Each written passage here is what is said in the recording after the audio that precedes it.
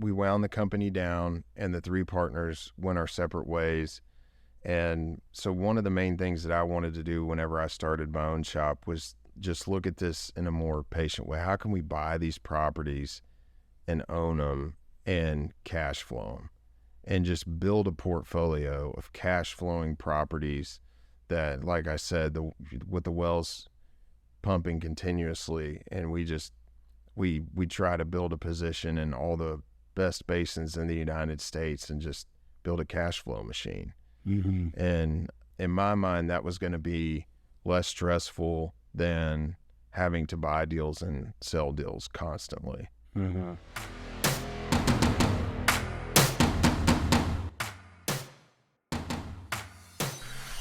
Welcome to the Business Blindsports podcast, where we talk to founders, entrepreneurs, industry leaders, business professionals, and learn about mistakes, challenges, trials they've had in the past and what they've learned from it moving forward, and maybe hear some great stories along the way. Today's guest is Mr. Blake Harris.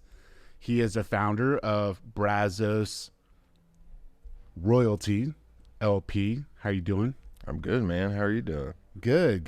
You are the first person on the podcast. I appreciate you coming on. Thanks, man. Something nobody can ever take away from me. Yeah, that's one thing. You'll always be a winner on one thing. But I wanted you to be the first guest because I think your story is pretty cool. You have, how old are you?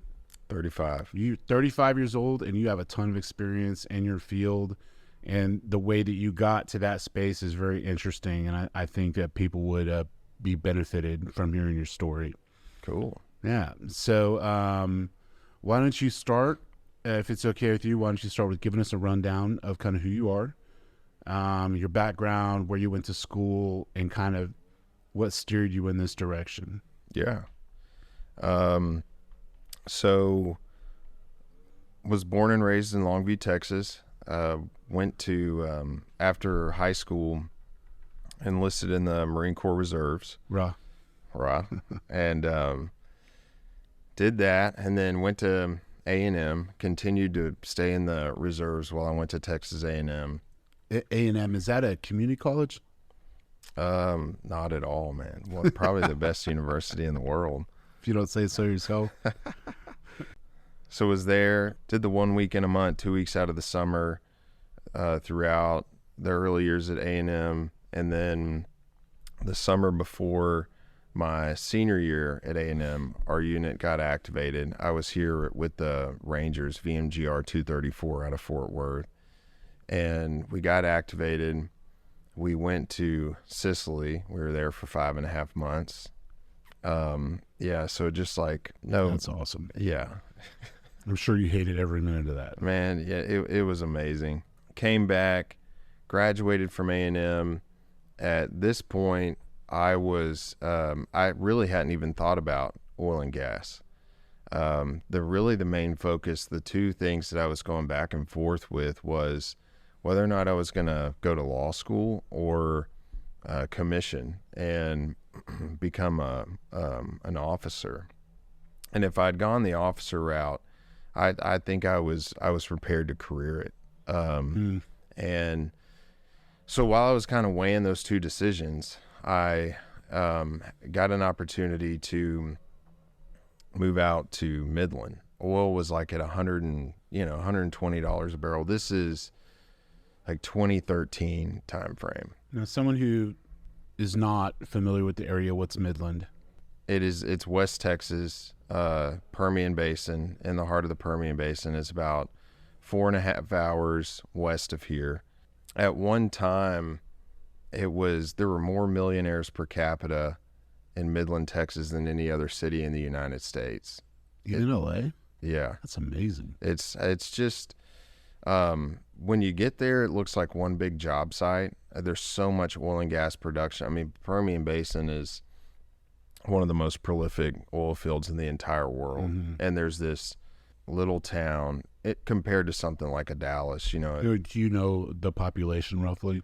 I mean, it ebbs and flows with the price of oil. That's something that's interesting about it, you know. So when the price of oil per barrel's up, maybe there's 200, I'm totally guessing here, but $250,000. Whenever the price is down, there's less. Yeah, a lot less. But F-250s, tanker trucks everywhere. And I had a lot of fun living out there. And that was kind of one of the first things I learned that I love about the industry was the people. And in Midland, pretty much everyone out there is in the oil and gas industry. Yeah. So I was out there. I liked Midland. I liked the dry heat. I liked the people out there.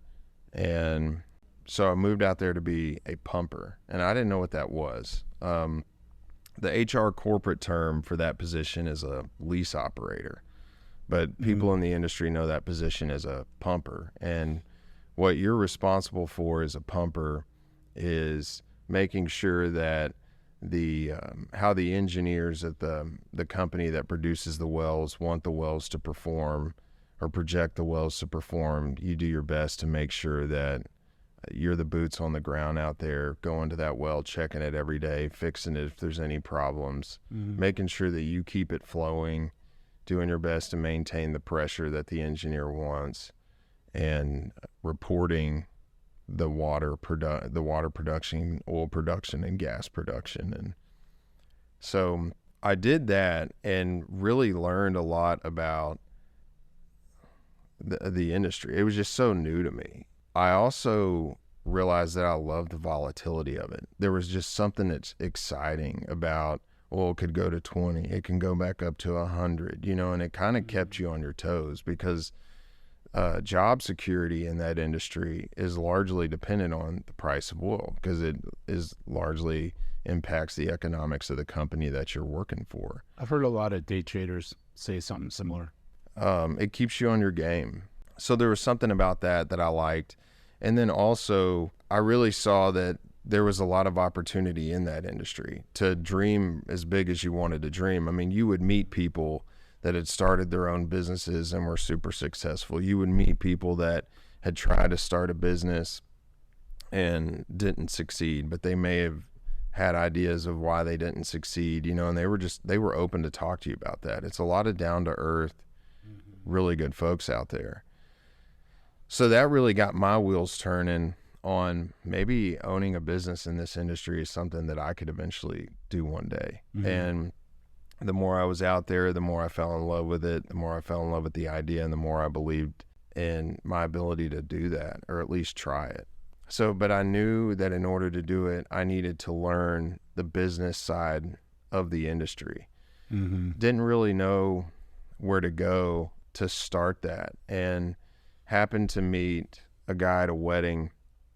His name's Matt McWilliams, also an Aggie, who was a landman. And he said that the company that he was working for was hiring independent landmen to come work for him. What's a landman?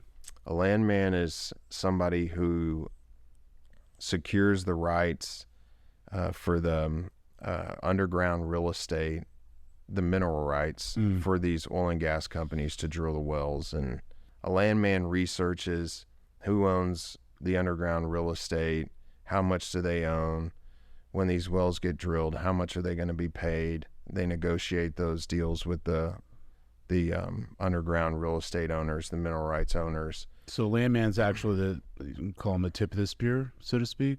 Yeah, I guess you could say.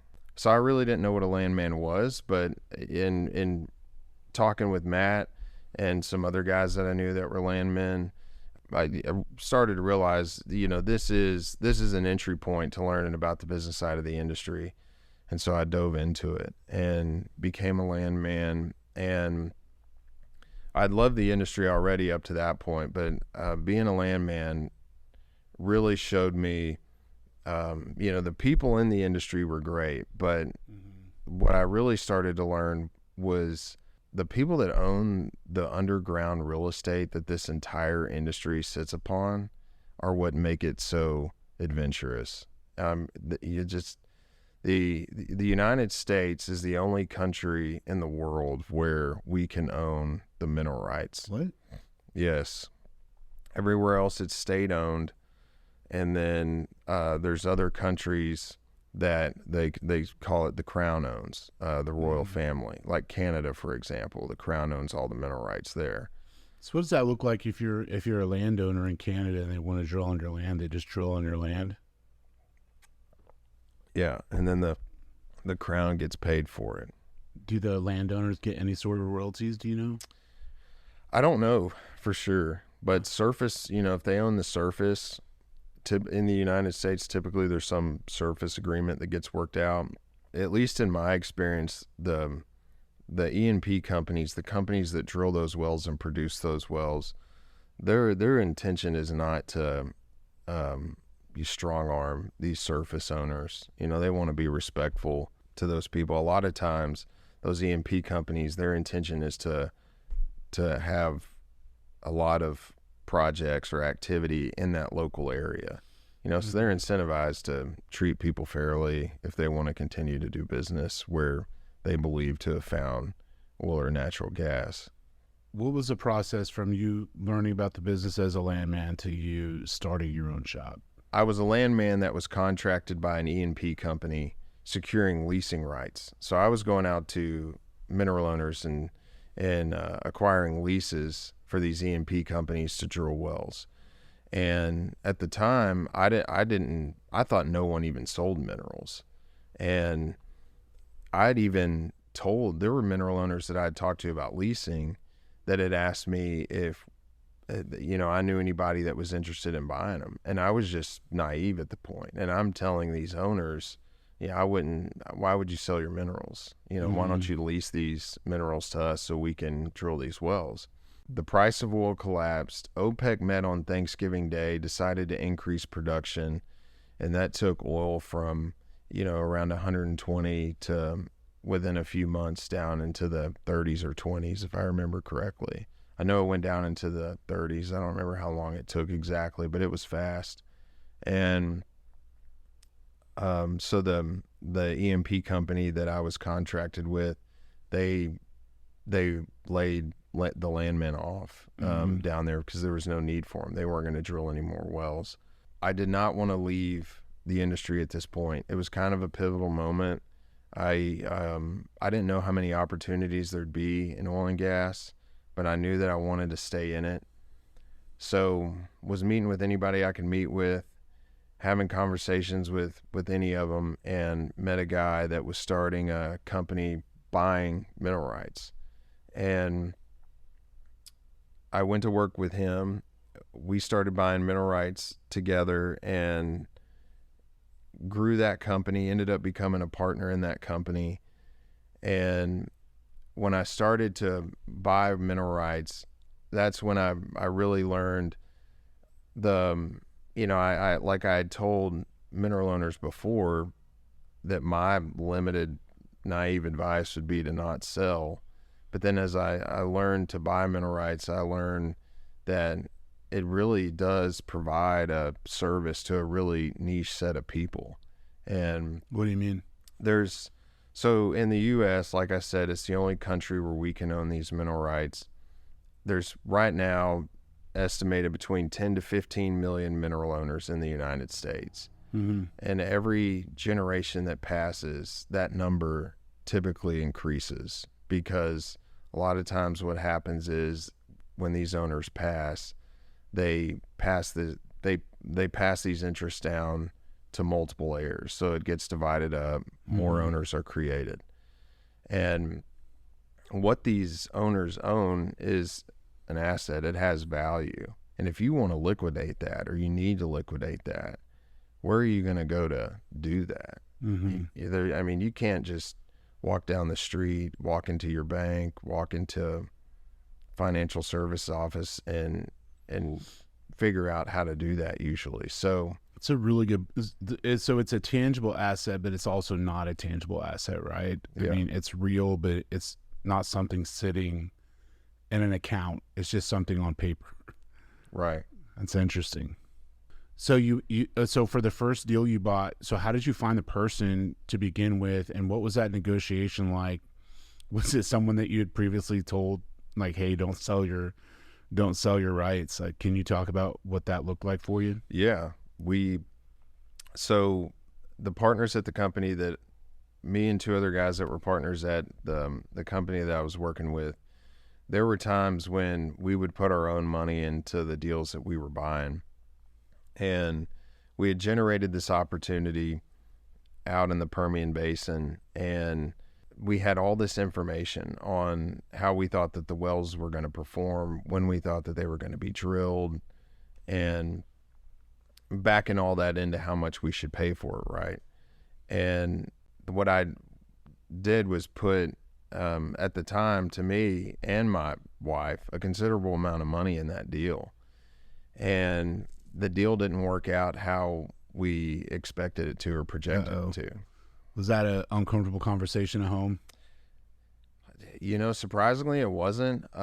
She understood it. She's awesome. And but what I did was became obsessed with why that happened, and really started to dig into it. And what's funny is I feel like I ended up learning more about myself than I did investing in that deal. Like, that I wanted to own minerals. The idea of wanting to own them, and I think reached for it and bought it because I wanted to, not necessarily because I needed to. And through that process, really started to learn more about investing, economic evaluation, oil and gas as an asset. You know, what is that? What does it mean? And what does it mean to own this? And can I ask about the first deal some more? yeah. So you said it didn't pan out. Was it mathematical? Were assumptions made that didn't align with the reality of the situation on the ground, whatever the E&P schedule was? Did the price of oil have something to do with it?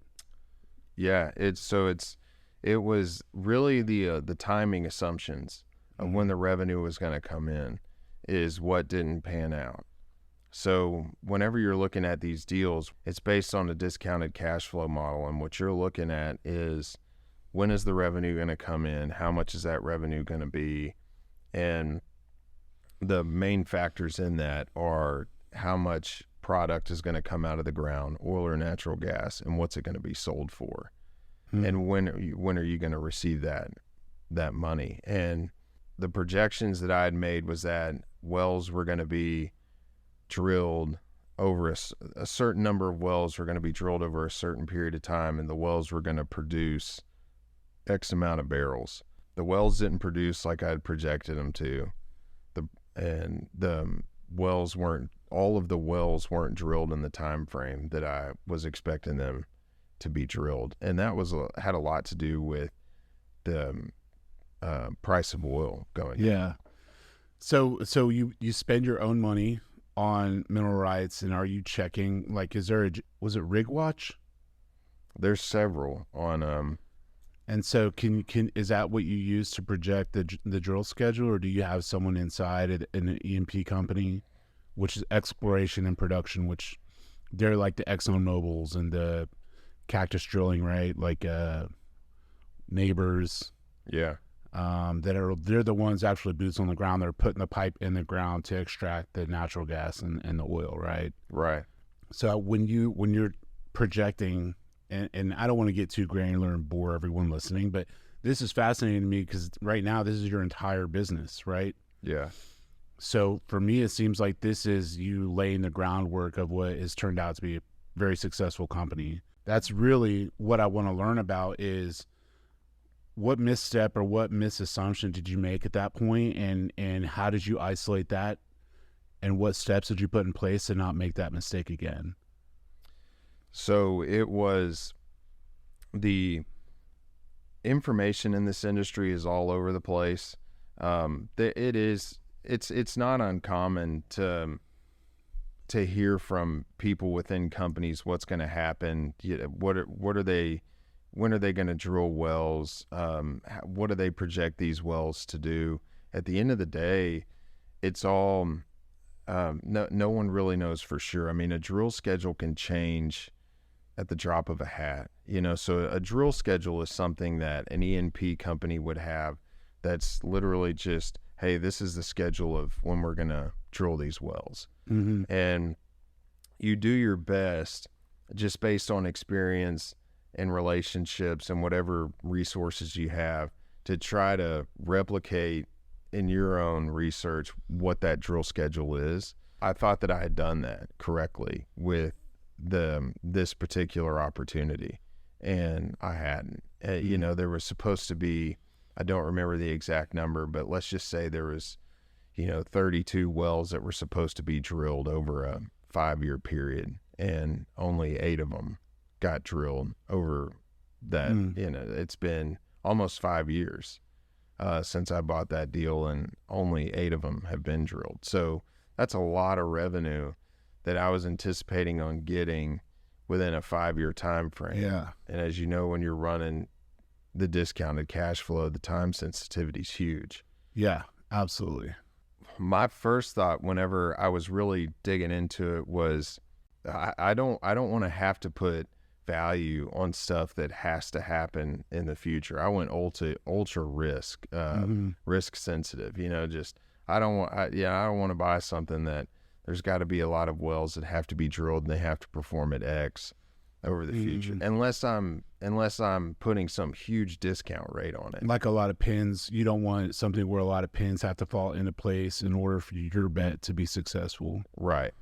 That makes sense. Can I ask a question? Yeah. Okay, so did you have kids at this time? Yes. Yeah.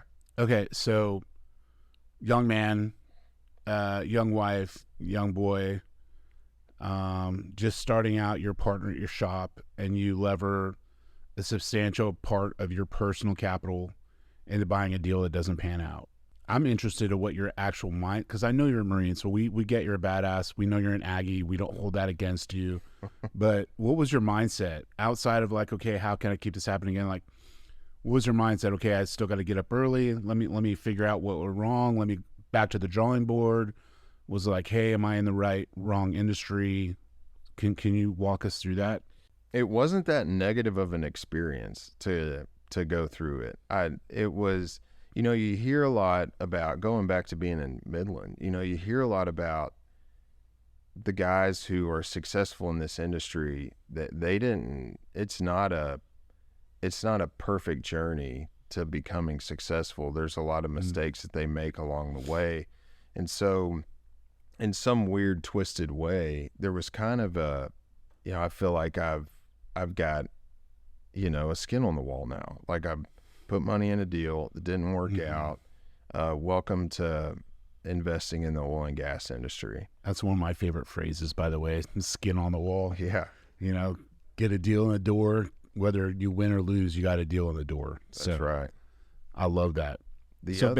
Go ahead. The other thing too that I think made it not so much of a negative experience was deal flow. Like we had a considerable amount of deal flow. And so I knew that other opportunities would come up. I knew that I would learn from this opportunity. Like I said, became obsessed with wanting to know what had happened, why it happened. And like I said, ended up learning more about myself than I did the property that I was investing in, and just focused on continuing to generate more deals and buy the ones that I wanted, hit the pitches that I wanted to take.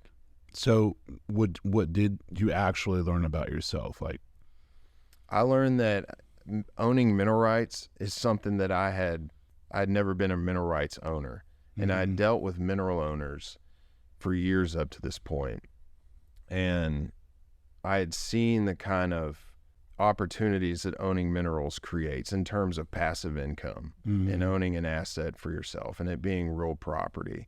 So I love the idea of being like the people that I dealt with for so many years up to this point. And so whenever this opportunity became available, I could see it. This is my chance to be a mineral owner. So I reached and was thinking more about just being a mineral owner instead of, this is my opportunity to run a sound economic evaluation and own a property that I really feel good about and that I feel is de-risked and is going to provide passive income for me at a certain rate, over X amount of years. And I feel good about that based on the amount that I'm paying for it. And so as I'm going through it, it's like, well, I got exactly what I wanted most. I own minerals, but now why don't you focus on the financial and economic parts of the opportunities that you're buying now that you own the minerals? And so it's really been an ongoing journey from there to continue to just learn how to look at every deal and make the best decision. One of the things that you said that I really like is you became obsessed, right? Not just with owning minerals, but why did that deal go bad? And what can you do moving forward to change that? And I know some people who have started their own businesses and have fallen flat on their face, which is to be expected as you're getting started. And they never quite recover from that. They can never let the fact that deal didn't pan out go. Instead of going to maintain their pipeline and deal flow, they will fixate on why it went wrong instead of like how to fix it, right? So let's jump ahead a little bit. So how do you, since I know what you're doing now a little bit, like how did you go from your partnership into running your own shop with institutional backing? So it all starts, I think, with the obsession and the love of it. Mm-hmm. Became obsessed with and fell in love with owning oil and gas as an asset. What I love most about it is that it's cash flow. Mm-hmm. It's a real asset. The wells pump continuously, and I can't control how much money is printed and put into circulation. But what I can control is how I hedge against that. And so oil and gas, like most real assets, is a great hedge against inflation. And continue to buy deals with my own money, much smarter than I had the first one, and found a capital partner that saw the asset the same way that I did and was generating more deals than I had money to buy. Was talking with this capital partner, like I said, who saw this asset the same way that I did, and we decided to set up a fund and start buying these assets. Not like the first one that I bought, but in a much smarter way. And it's weird looking back because, going back to being the pumper out in Midland and seeing the opportunities that could be created in the industry, and then taking the dive to being a landman to learn more about the business side of the industry, telling people that they should not sell their minerals, end up becoming a mineral buyer, and then falling in love with being a mineral buyer, falling in love with oil and gas in general, and then now setting up this fund and focused on being a fund manager and continuing to be a mineral buyer. I have a lot of questions. All right, so you've got your new LP set up. You've got institutional backing. You're rocking and rolling. You've got a team of buyers. But what I will ask is, what lessons did you take from doing business at your old shop that you've implemented with your new shop? I would say the main lesson is, how can we be patient about this? Because at the old shop, with as much fun and success that we had, and it was a blast. And I can testify, because whenever I first met you, I did a lot of business near where it turned out where your office was. So when I came up there, everyone was having fun, great energy. Yeah. And that was a cool office space, man. It was. I appreciate that. Yeah. It was a great place to be. And we had a lot of fun, had a lot of success. But one of the things that was just a constant, not problem, but just stressor maybe, is everything was real short term. So we were buying properties and we were selling properties to make our money. And we had a lot of times our financing was 12-month financing. So you weren't buying and holding and making your nut off of cash flow. You were buying and basically flipping. Correct. Okay. What was the average time of the flip? 30 to 90 days. Oh, wow. Yeah. And so it was real fast. We built a big team up and to do it. And so it was harder. especially doing it now versus how we were doing it then. It was just harder, and it was a stressor to depend on. We got to go find we need to go find an opportunity. We need to sell it within 30 to 90 days to cover all the expenses for what we were doing. And so we wound the company down, and the three partners went our separate ways. And so one of the main things that I wanted to do whenever I started my own shop was just look at this in a more patient way. How can we buy these properties and own them and cash flow them, and just build a portfolio of cash flowing properties that, like I said, with the wells pumping continuously, and we try to build a position in all the best basins in the United States and just build a cash flow machine. Mm-hmm. And in my mind, that was going to be less stressful than having to buy deals and sell deals constantly. Mm-hmm. That makes sense. So how do you go about instilling the love of the mineral rights and the mineral buying process with your team now? I don't know. I just hope that it's something that happens. I know it's genuine in me, that I really do love it. And so, I mean, I talk about it all the time, and if people on the team don't like it, I don't know that they don't, but I can give them 100 reasons why I love it. I think some of the things maybe with, especially the buyers, is just the fun situations that you get in when Give me an example. There's this guy named CJ Tibbs out of Dallas. He and I were working a deal together, and it was this lady, and we buy half of her minerals, and she was pretty difficult to deal with, and she wanted to. She said she only wanted to sell half. She called us 2 weeks later and wanted to sell the second half. So CJ and I go down there to meet her in person to close the deal, and we show up, and she has a Rolls-Royce Ghost in her driveway. So there's situations like that. There's another one. She really enjoyed the first half, apparently. There's another one. I get a phone call one day, or an email, get an email one day from a guy who responded to a mailer. I call him, and he has a noticeable African accent, and he was from the East Coast. And this property that he was calling on was way out West Texas, Culberson County.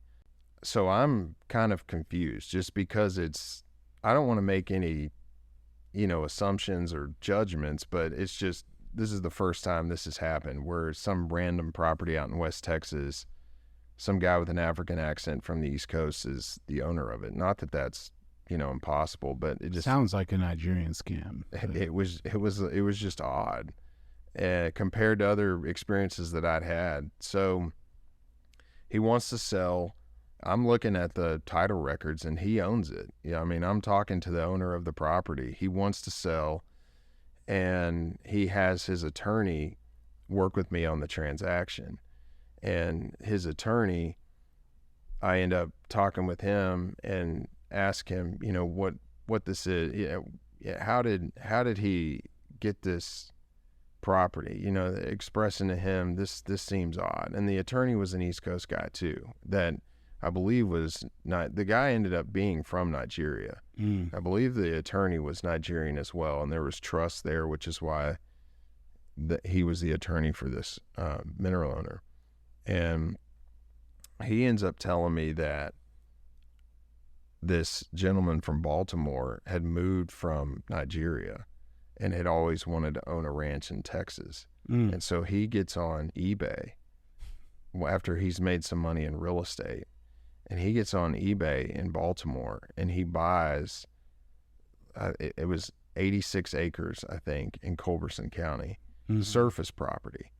And the landowner that had owned it before him had bought all of the mineral rights to the property, and I imagine didn't realize that he had, because when he sold this 86 acres, he sold all the mineral rights with it. And so, you've got this guy from Nigeria, and going back to the United States being the only country in the world where we can own mineral rights. Mm-hmm. You got this guy from Nigeria, moves to America, gets into real estate, makes some money, wants to own his ranch in Texas, buys this ranch or buys 86 acres in Texas, has no idea that he owns the mineral rights on it.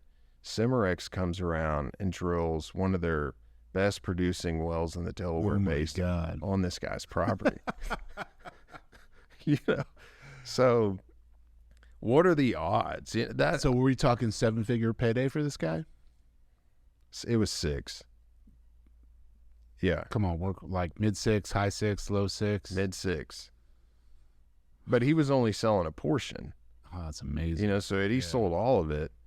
But, it's stuff like that where and you never know what you're going to get. I mean, the different types of people that own these properties and their different knowledge base of the properties are just, you'll find people sometimes that own 1 acre and they act like they own the whole state of Texas. And a lot of these owners too think that there's sort of a negative cloud over mineral buyers that we have to fight against because historically the information wasn't available. And so when you go back 30, 40, 50 years and talking with some of the guys that have been doing it that long, that they'll say like, your ability to buy minerals was hard to find the information. You had to go to each courthouse in person, figure out who owned it.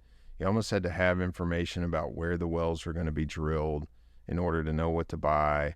And there really wasn't, there was a lot more risk associated with it then than there is now. So they were trying to buy it for as cheap as they could possibly get it. And there was this sort of stereotype that if a mineral buyer wants to buy your minerals, he knows way more about it than you do. Never sell your minerals. There's also a generational sort of saying that has been passed down with these minerals about never sell your minerals, never sell your minerals, never sell your minerals. And that's, Why is that? Well, I think what well, you'll ask mineral owners sometimes, why do you never want to sell your minerals? And a lot of them won't give you an answer. I don't know whether or not they have one, but they'll just say, I've just been told to never sell my minerals. And the mineral rights ownership is what you'll hear in the industry a lot, a bundle of sticks. So there's a lot of different things that come with owning minerals. You can, you have the right to receive lease bonus money for a company to come in and say that they want to drill on the property. Lease bonus or delay rentals. You have the rights to receive royalties if there's wells drilled on it. You have the rights to produce your own minerals. So if I own the minerals underneath your ranch and I want to produce the minerals that I own, I legally can drill a well on your ranch. Mm-hmm. If I have the rights to ingress and egress as a mineral rights owner, so I can come on and off the property, the surface property.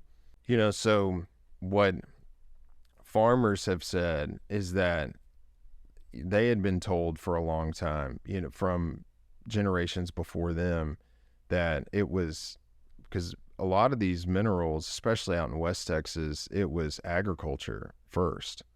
Mm-hmm. And so, you can imagine, like, if you've got 640 acres and you're farming cotton and that's how you're feeding your family, and then self-life. Yeah. And then you want to sell if you need to sell your minerals or you want to sell your minerals, all it takes is one time of you being the cotton farmer selling your minerals to somebody. Mm-hmm. And then that's somebody coming in and putting a drilling rig in the middle of your cotton field. Mm-hmm. And taking away part of your crop yields. Part of your production. Yeah. And so I think that's been passed down. But now all of the information that we have is available. So there's nothing that we know that a mineral owner couldn't find out themselves. That's amazing. It's a great industry. It's actually one of my favorite things about business, but also oil and gas in West Texas in particular. There's a guy I'm trying to get on the show. He worked for one of the huge E&P companies, and recognized a need for a certain type of business, left a mid six-figure job doing extremely well for himself, and started a business with a partner with 23,000 cash, and they already hit 10 million this year in revenue. Yeah, and they're doing amazing, just from recognizing a need and falling in love with something just like you did. But for someone who is getting started in business, who is a young entrepreneur or old entrepreneur, and they're listening or watching your story, what do you think the main takeaway could be from your story as far as their business philosophy? I would say try to think about every decision based on the economic value that's being added. And if you force yourself to think about, and you can't do it with everything, but as much as you can, as much as you can think about the economic value that's being added with each decision that you're making for your business, I think that significantly decreases the chance of you making some decision like I did in the first mineral deal that I bought, where I bought something just because I wanted to own it, instead of really thinking about the economic impacts of what I was doing. And it's all about cash flow. I know some people aren't that way, but for me, it's all about cash flow. I know that I can go to sleep at night, wake up in the morning, and the cash flow is continuing to come into the business. The oil and natural gas sell itself. So I don't have to have the pressure of running a big sales team or having to hit sales numbers every month. And be patient, build it for the long haul. I like it. And, you can apply that to whether you want to open a franchise in a certain neighborhood, or you want to start a new product or a new market. I think if people have that philosophy or practice that philosophy, they'd be ahead of the game. Yeah. No, you're a busy guy, man. You're building your own empire. So I really appreciate you coming in and telling your story. And I hope that someone who is listening to this can get a good takeaway. I appreciate it, man. Yeah, man. Thanks for having me. Yep.